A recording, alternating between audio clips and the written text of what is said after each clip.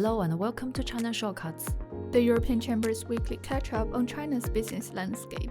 This episode was recorded on 11 February 2026. China's Consumer Price Index, or CPI, increased 0.2 year-on-year in January 2026, slowing down from the previous month's 0.8% increase. This slowdown can in part be attributed to lower food price inflation. In previous months, price increases in this category has been partially responsible for driving up the CPI to its highest level in more than a year.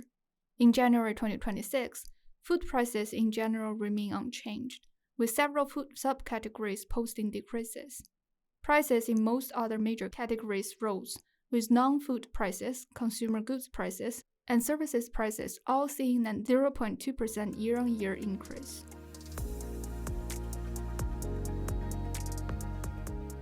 In January 2026, the Producer Price Index, or PPI, fell by 1.4% year-on-year, a slowdown compared to December's 1.9% decrease. January's data represents the lowest PPI decrease in over a year. However, the figure remains in negative territory. This continued deflationary pressure can in part be explained by the decrease in prices in the mining industry, which saw an 8.1% price drop year-on-year. The price of consumer goods also fell by 1.7%, contributing a little less than 25% to the overall decline in PPI in January. This was driven by a decrease in food prices, which dropped 1.9% year-on-year in January. The latest readings show that China is making slow progress in dealing with persistent deflationary pressure and suppressed demand. While policies to stimulate consumption will alleviate some of these issues, pursuing more permanent solutions to address the imbalance between supply and demand is the most sustainable way to fight deflation and return to healthy price growth.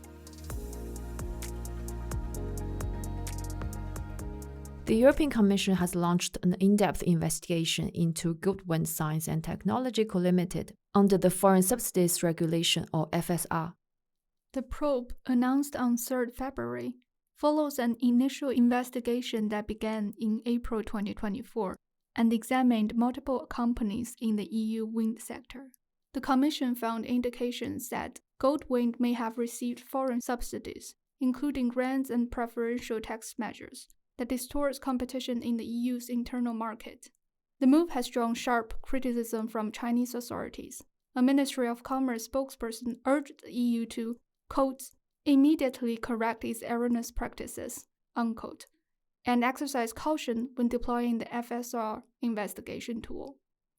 Goldwind has stated that it will fully cooperate with the investigation. The case reflects broader tensions in EU-China trade relations, particularly around the Made in China 2025 initiative, which has historically prompted defensive measures from the EU in sectors in which China has achieved technological leadership, such as wind turbines.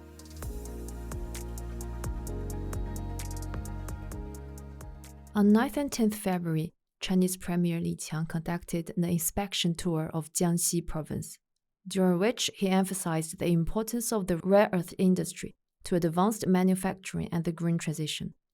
China's dominance in the global supply of rare earth elements, or REEs, was thrusted into the spotlight last year after China introduced export controls on certain REEs. The move led to significant supply chain disruptions for some European companies, prompting the EU to take a more proactive approach to addressing strategic dependencies on China. Premier Qiang's emphasis on the REE sector during his Jiangxi trip demonstrates China's desire to remain a world leader in the sector.